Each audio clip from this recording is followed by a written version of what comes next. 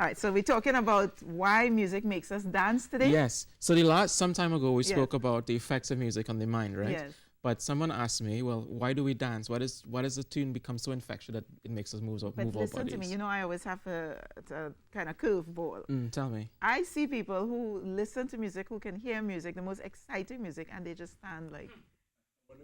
I wasn't speaking about Rishi, but yes, Rishi is one of those people. Well, you know, we none of us can explain Rishi. Just so so I wouldn't hazard to answer that question. But what I wanted to say about music and dance is that one, dance is innate. Right. Okay, it's innate in us as human beings. We'll have to talk about Richie another time. But when you think about it, even children dance, right? There's something that happens where we move our bodies in response to some kind of rhythm. And the other thing is that music or dancing is learned. Okay, so children will move to a beat, and usually it's not very, coordinated. Yeah, coordinated. Yeah. But they observe us as adults. They observe us and see what we do as dancers. Yeah. And then they start to mirror that. Yeah. So that's actually done in part by neurons called mirror neurons, right?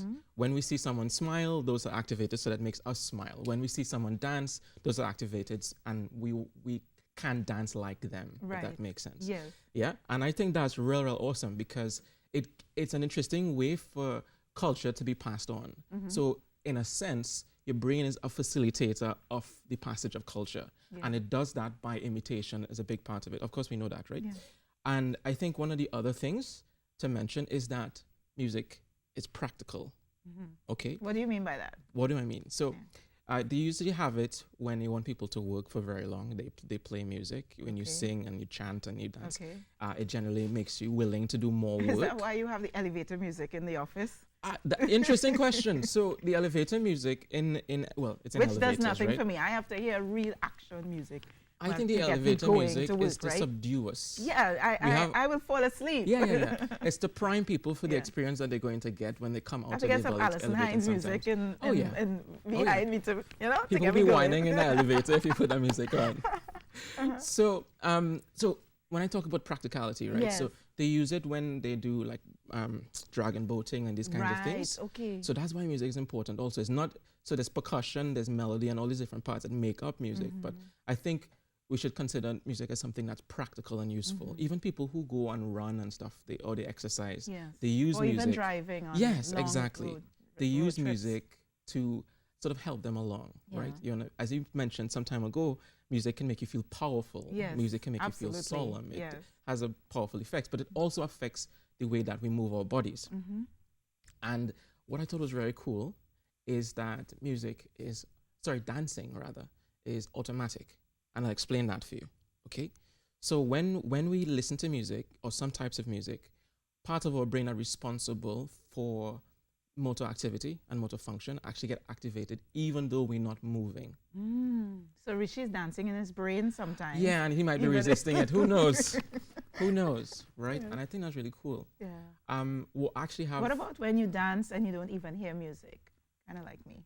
I've not heard that happen before. But I do it all the time. Well, maybe you're a special creature like Richie. No, but that does happen. I submit, I've had songs play in my head, but in a sense, you are running the audio inside of your head. So you're not just necessarily hearing it, but you're generating it in your mind. And evoking the same emotion. Yes, exactly. Yeah. And there's something that I want to mention to everybody online. I want them to put their favorite soca music in the comments, because I'm doing something very cool. Yes. What I'm doing is something called the Brain Choice Awards. What I want to see is the effect that music has on people's minds and have their mind rate the music, if that makes sense. Wow. For the top songs of a carnival. So record. Are we doing this on the show? I'll be releasing the results on the show. Okay. But we're going to actually be doing it this Wednesday. Yes. Okay. So you want people to put their favorite soca songs in there. In our chat right now. Yes. Put your favorite songs in the chat. Put your favorite soca song in our Facebook chat right now. Yeah, and I'll be part of this. Yeah, exactly. And then what we'll do, we have participants. They've already accepted to come on. Yeah. And we'll play first white noise. Right. And then verse and chorus of each of the soca songs the top picks. That's this Wednesday. On the show? Right? No, it's this Wednesday in our center in Shogunus. But we'll give you the results. Okay. And we'll probably have some footage of it so you guys can show it. But I think that's cool because... But that's something we could do in studio as well, couldn't we? It's true. Yes. Yeah, so maybe next week Monday we could do something like that. So the idea generally is that music causes our brain to change its behavior. And we want to see how that happens. And it's also to bring the discussion up in creatives to employ science and use some of these bits of information, right?